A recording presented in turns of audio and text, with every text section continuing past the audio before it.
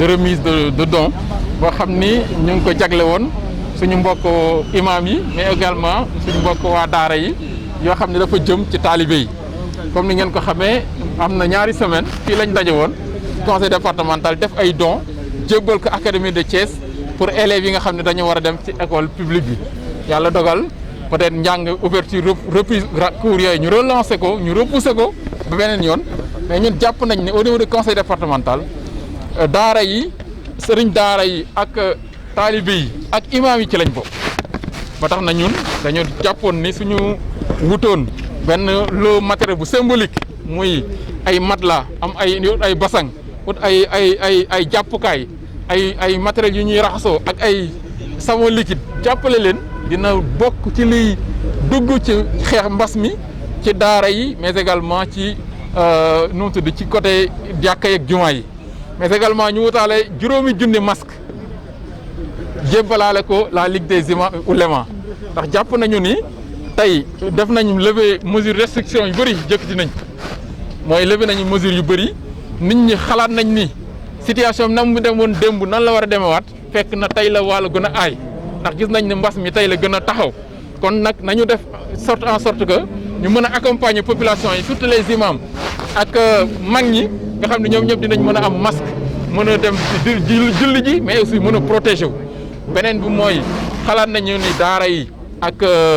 maître coranique yi soxla nañu ndimbal yi ñu leen jox mooy xale yi am fu ñu tëdd am fu ñu suturloo ndax daara moom loo ko defal sa bopp nga ko defal ndax yàlla moo ni ku defal nit ñi donc lu baax man surtout xale yi nga lebal leen lebal suñu borom la moom moo lay fay. moo tax na kon ci loolu dañ ciy sukkandiku rek di sàkku ñaan donc ñaan suñu borom mbas mi yàlla teel ko jeexal ak jàmm mais également ñu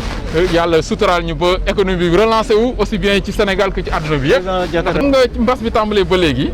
conseil départemental li mu ci dugalagum ci koppar mën na ni ëpp na téeméeri million ñun dafa am fan yële de ministre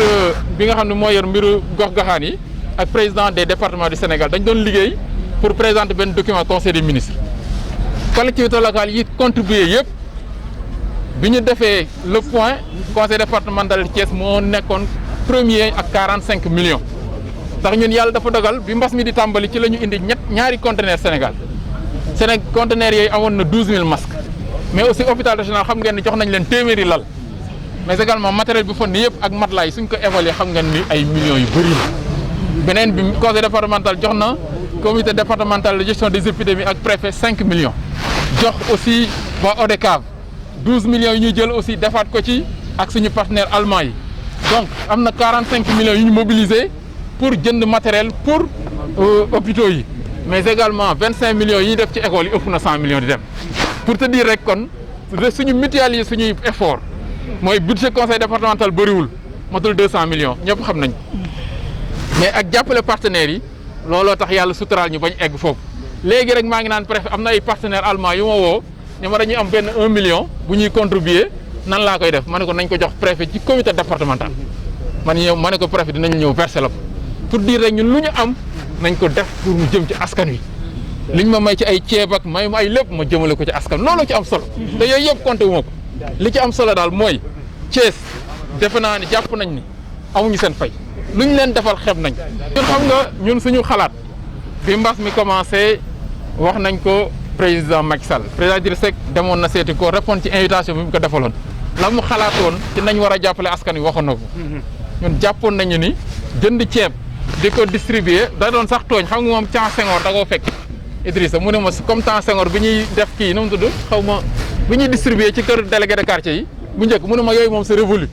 xalaatu woon ni loolu la ñu def li ñu war a def mooy comme tey monétique bi am mooy war yeeg yenn système yi famille bu nekk mun nga jot li nga xam ne moom la gouvernement du jox nga xool noo ciy suturloo xool nan ngay demee ba jënd li nga soxla comme li ministre bi wax peut-être soo ko joxee ñenn ñi dañ koy def leneen mais loolu seen responsabilité la mais yow daal nañ jot te noonu la ñu waroon def ba xaalis bu ne egg ci Sénégal yëpp ndax ku jot sa xaalis di nga dem ci benn boutique koñ bi jënd ceeb jënd dëwlin non mënu ma wax lajj mais xam nga ñoom ku nekk ak sa xalaat ndax li ma xalaat ñoom xalaat nañu seen bos maintenant ci xalaat yi mën na wute mais li ci am solo mooy ñu xam ne rek peut-être yéen a ngi fi mais ci mise en œuvre bi du manqué ay rëq-rëq ndax la personne humaine li may wax kenn matul de ce point de vue là peut-être ñoom def nañ li ñu xalaatoon mais xalaatoon nañ ni xalaat bi Idrissa Seck moo gënoon non politique bi gëwmu ko ndax ñun préfet démb rek préfet woo nañu réunion comité départemental de suivi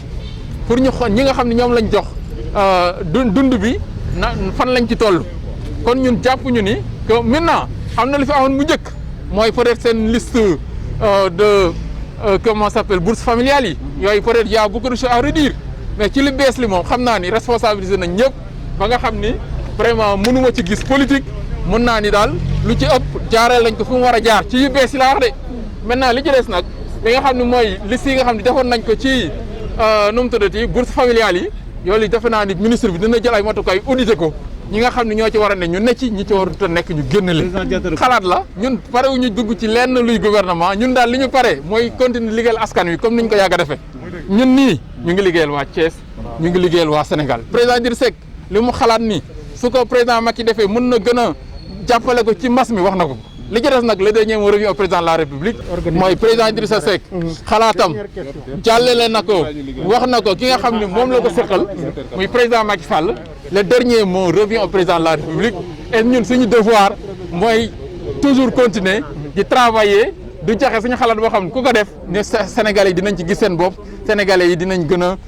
mbas mi daal yàlla dina ko fi yemal ak jàmm loolu la ñuy ñaan yàlla ko yàlla def. waaw di ci fësal sama mbégte rek ak sama kontante di wax ni jëf ju rafet ji nga xam ni conseil départemental def na ko du guléet ndax bari ci démb def na lu rafet lu mel nii jëmale ko ci hôpitaux yi démb mu defati lu am solo lu mel noonu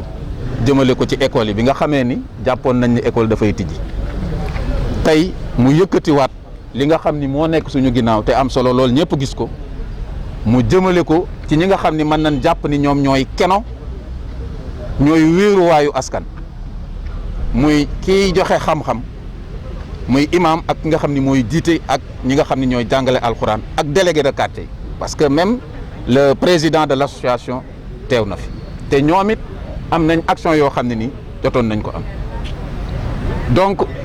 jëf yu am solo yooyu ak ni ñu ko jëfe anam yi ñu koy jëfe ci waxta wañ koy jëfe loolu moo tax saa su ma ko déggee du ma ko mën a tànqam ndax dañoo toll ci jamono joo xam ne nii muy institution muy de simple particulier comme nous lenn loo xam ne nii yaa ngi koy def rek nga jëmale ko ci xeex li fi ne dañ la war a jàppale dañ la war a dooleel dañ la war a jaajëfal loolu nag moo taxoon li nga xamoon lépp jàppoon naa ko ma bàyyi ko ñëw ci wetu président fésal sama mbégte fésal sama kontante di feddali li ma ko waxoon bërki démb wax ko démb mooy li ngay def ci askan bi day dellu siwaat ci yow ndax li nga nekk muy collectivité territoriale incarnation confiance su askan bi la sa doole askan bi la loo defal askan bi delloo nga leen seen doole delloo nga leen seen sañ-sañ ma ni ndokk nag ba nga ko xamee noonu parce que nekk ci station également te xamoo la fa teg loolu aussi mën naa doon erreur mais ndokk bam la dal loolu ku nekk gis na ko ndax xam nga ba ñu ne dañuy xeex bi corona ca njëlbeen bi dafa am ay dogal yu bari yoo xam ne ni jëloon nañ ko lu jëm ci wàññi dem bi ak dikk bi dajaloo bi école yi jàng mi yëpp ak julli gi sax ci jàkka yeeg jumaa yi dañ ni woon nañ ko dakkal pour bañ di mbooloo mu bari di daje ñu dem ba jëmi jamono ñu jàpp ni loolu kat xañ ne bu continuer gaa mën na am jeexital bu baax sax ci xeex virus bi waaye nag mën naa defar fii yàq fële ndax réew aussi dem ak dikk dina ko yor te dem ak dikk moo laltaay économie te am réew bu nit ñi mënul a génn aussi liggéey agriculture bi dox industrie bi dox artisanat bi dox koom bi dox mën naa am ay sooxe xañ na ña fay yeewoo bu leen Covid bi rayul it alors xañ na laneen mën na leen a rey moo tax ñu yolomal mais ci biir yolomal bi dañu jàpp ni askan bi ñu ci bari dañoo foog ni jeex na comme léegi mën nga fay jóge dem ba Sédhiou dem ba Casamance te doo laaj autorisation dañuy jàpp ni donc kan la fi ne woon jóg na fi alors bu ñu demee nag ba nga xam ni ñu bari ci askan bi jàpp nañ ñi foog nañ ñi la fi ne woon jóg mi ba tax ñu yolomal di bàyyi conseil départemental ñëw indi lu mel nii jëmale ko ci ay acteurs sociaux ay acteurs à la base di leen jàppale dafa mel ni daf ñuy soññ ci dara dafa mel ni daf nu ñuy pëkk ni leen kat li fi newoon jógu fi maa leen jàppale lii pour seen taxawaay gën a mën a dëgër ba seen kàddu ñu mën koo dégg ci biir famille bi ci biir pénc mi ci biir askan bi loolu mooy solos jëf bi loolu mooy dayob jëf bi loolu aussi vraiment en tant que préfet ma rafetlu ko bu baax a baax a baax. ndax xam nga ni daara yi xéwal gu ñu lekk baax na lool waaye fu ñu tëddit ci anam yu conditions yu baax na fexe ba fa ñuy tëdd di sell baax na fexe aussi ba seen yaram di sell baax na moo tax ñuy rafetlu bu baax jëf juree ji nga xam ni président def na ko ndax bu ko neexoon jëf ko te di wax ak ñun waaye bi mu ko xalaatee ñun la ci consulté ñu bëgg loolu nag ci jotaay bi ndax jotaay la boo xam ni association imam yi ñu ngi fi woon président régional mi ngi nii Alhaji Malick Diop ñëw jël li nga xam ni moom la conseil départemental bi jagleel daara yi fas yéene ko jotal ci daara yi aju ci ñoom ndax xam ngeen ni fii ci biir Thiès départemental am na Thiès Mbour département de Mbour am na département de Tivaouane am waaye ñoom ñii ñëpp moom ci ginnaawam lañ nekk ginnaaw moom it ba mu tënk ko ci ginnaaw Moustapha Lo mi nga xam ni mooy président national bi di kuréel boo xam ne aussi la ci aju mën na ñaar million ak nangam ci ay ndongo au niveau national li ci aju ci ay daara alxuraan ci biir réew mi mën na ñaar fukki junni daara kon du kuréel la boo xam ni dafa représenté daara yi donte nag kenn di kuréel bii daara yëpp ci biir waaye mooy kuréel bi gën a mag bi nga xam ne moo lëkkale daara yi alxuraan yi te bi yàlla defee ñuy defar seen bureau régionaux yi fenn fu ci ne bu ñu demee préfet ak gouverneur ñuy présider jotaay yooyu kon nag bu yàqu ba jëlee ndimbalu toll nii jébbal ko fédération boobu nga xam ne fédération la boo xam ne administration du Sénégal lu ñu yëngatu ci wàllu daara ñoom ñi lañ ciy waxal direction des daara ci ministère de l' éducation lu ñuy wax ci wàllu daara ñoom lañ ci waxal kon mbir mi àgg na fa mu war a dem. waaye li ñu gis mooy loolu yëpp benn bu ci nekk bi ñu ko yëgee jox nañ suñu xalaat bi ñu yëgee ni xëy na yenn daara yi am nañu fay dem di xalaat la leen lu safaan loo xam ne bokkut ak bàyyi leen seen i bërëb wax nañ ñu war a waxal ci ay organe de presse yu mel ni ñu taxawal wax leen ni période bi du période du boddi kenn wala toxal kenn période gunge ak jàppale la gunge ak jàppale da ci am loo xam ne du waxi pénc waxi biir kër la waaye liñ ci war def en tant que conseiller def nañ ko ndax addiru nasiha te suñu borom subhanahu wa taala moo ñu digal ne amruhum shura baynahum mbir mu nekk nañ koy waxtaane ndax kenn matul waaye mbir nit mën naa yëkkati mbir defe ni lu gën na sax defe ni sax kam koy defal loolu gën ci moom fekk xëy na loolu mën naa jur safaan moo tax yaakaar naa loolu déggoon ngeen ko mais dafa déggatu leen ko te loolu nag ay xalaat ak jaar ci biir jaar ci suuf wax ak ñu war a waxal ba loolu am noonu tey daal bis la boo xam ne dañ ciy sargal conseil départemental ndax jëf yi ñu def gis nañ ni bu ko ñëpp jëfoon mu yaatu fépp daara du tumaranke bu ko ñëpp defoon kenn du génne doomu daara fa mu nekk ci biir daara ja ndax ku ñëw jox la ay basang jox la ay moquette jox la looy raxasoo jox la looy sell sa yaram jox la fu nooy foo tëdd wax naa ko sànq ne man bi ma jotala waxee sax dama ne ko wutal ay mer gàddu ndax moo gën a yomb ndax sëriñ daara yi ñu jubal ay mer gàddu ñëw seen daara yi waaye moom daa dem xool mat la ya gën a seer mu ne ndongo daara yàlla ko teral ndax xayrukum man allama alquran wa allamahu yàlla moo ne ki gën ci nit ñi mooy ki jàng alquran ki ko jàngale moom nag mu xool mat la ya gën ak tërukaay ya gën ak raxasukaay ya gën ak produit ya gën ci loxo mooy naa ko jox daara kon moom la ñuy jaajëfal bis bi bisam la ñun ñaan yàlla gën koo kattanal gën koo dëgëral gën ko jox sàmm incha allah. Donc d'assister à une telle cérémonie de remise de dons destinée aux Dara et aux imams ou oulémas du département de Thiès. Et naturellement dire simplement qu'il y a de cela 15 jours, nous étions là, donc au même endroit pour faire un don. Oui, une remise de l'eau, de kits d'hygiène et autres de matériel destiné à l'Académie de Thiès. Et aujourd'hui, c'est, à mon avis, c'est aujourd'hui les Dara et les imams. Parce qu'ils font partie de la société, mais également c'est un devoir moral pour le conseil départemental d'accompagner aussi les Dara et les maîtres coraniques, mais aussi les imams. Parce que nous estimons que nous sommes dans une société qui est, c'est vrai, l'État, on dit que la République est laïque, mais quand même il faut reconnaître que le Sénégal est un pays de foi. Le Sénégal est basé donc sur la foi, c'est pourquoi j'estime que eux aussi ils ont leur place, ils ont leur rôle, ils méritent aussi d'être accompagnés. Donc le conseil départemental a pensé quand même qu'un accompagnement de ce genre méritait donc d'être effectué. Et c'est l'occasion pour nous de rendre hommage à Cheikh Nancy Dieng pour son appui, ses conseils, ses orientations et son encadrement. Parce que El Hadj Nancy Dieng est un homme de foi, est un homme religieux connu, international, mais qui habite Thiès et qui a accepté de mettre son expertise à la disposition du conseil départemental. Et je vais vous faire une confidence. Vous savez, le président Idriss Seck voulait l'investir comme conseil départemental lors des dernières élections. C'est pourquoi nous, c'était parce qu'on avait dit And Defar Thiès. Que toutes les personnes ressources de Thiès puissent se retrouver au conseil départemental. Mais il n'est pas élu, mais il est à nos côtés. Et on voit le rôle qu'il joue dans le département et dans la région. Et même au niveau national. C'est un honneur pour Thiès. Et c'est pourquoi cette cérémonie, je pense, a connu ce succès-là. Vraiment, Elhadj, merci. Merci pour tout, pour ce que vous faites, pour le Thiès, pour le Sénégal, pour l'islam. Et aujourd'hui, je pense que le conseil départemental a bénéficié de votre expérience et de votre expertise. En tout cas, que Dieu vous paye. Que tout ce qu'on récoltera ici comme des tiables, qu'on puisse le partager. Je pense que le conseil départemental, en faisant des actions à l'endroit des Dara, le fait également pour toute la société. Parce que, comme j'ai dit, le Sénégal est une société de foi. Le Sénégal repose sur la foi, que ce soit la foi chrétienne, la foi musulmane, mais c'est une société de foi. C'est pourquoi nous avons estimé, en cette période de pandémie, les Dara méritaient d'être accompagnés. Nous n'avons pas peut-être beaucoup de moyens, mais nous avons pensé que sur les conseils de Nasruddin, qu'un appui en matériel, vraiment de prise d'hygiène, mais également de prise en charge des talibés dans les Dara, mériterait d'être accompagnés. Donc c'est pourquoi nous avons fait ce geste-là à l'endroit. Et nous souhaitons naturellement les perpétuer,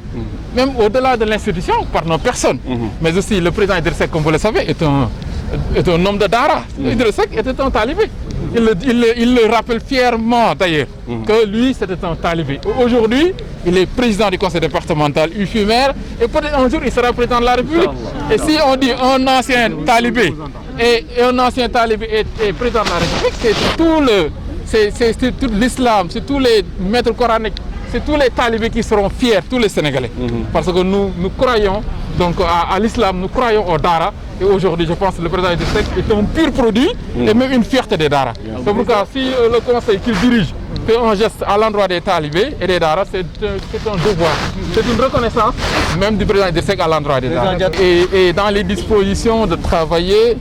pour Thiès, pour le Sénégal. Nous l'avons toujours dit, nous ne sommes pas dans des calculs politiques de gouvernement d'union, ce n'est pas à l'ordre du jour. Pour le moment, nous sommes dans des institutions publiques locales et nous faisons en sorte que les populations qui nous ont élus soient satisfaites de nous. Nous essayons donc de mettre leur confiance à des contextes particuliers. Le contexte aujourd'hui est un contexte d'union, donc de mutualisation des œuvres et des intelligences pour faire face à la pandémie. Et ça, dans ce cadre-là, le Réumi et tous les autres partis politiques accompagnent le chef de l'État et le gouvernement dans les actions donc, de prise en charge de la Covid-19. Dans ce cadre-là, naturellement, nous apportons notre contribution. Mais ça n'a rien à voir de politique. On ne parle plus de politique, on parle de la nation, on parle de stratégie pour sauver le Sénégal. Tous les pays aujourd'hui mutualisent leurs intelligences pour faire face à la Covid. Le don est composé principalement de matelas, de kits d'hygiène, c'est 100 matelas.